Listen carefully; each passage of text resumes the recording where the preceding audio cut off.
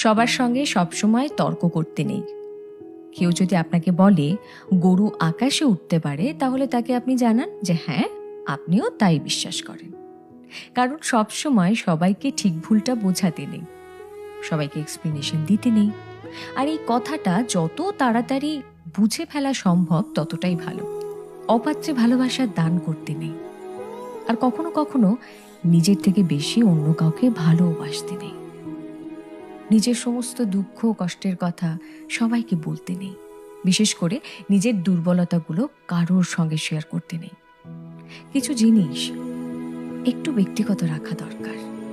হাত পেতে কখনো ভালোবাসা চাইতে নেই, কারোর কাছে প্রায়োরিটি চাইতে নেই।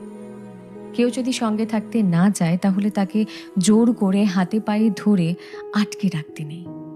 আর সব থেকে বড় কথা, যেখানে কদর নেই সেখানে থাকতে নেই।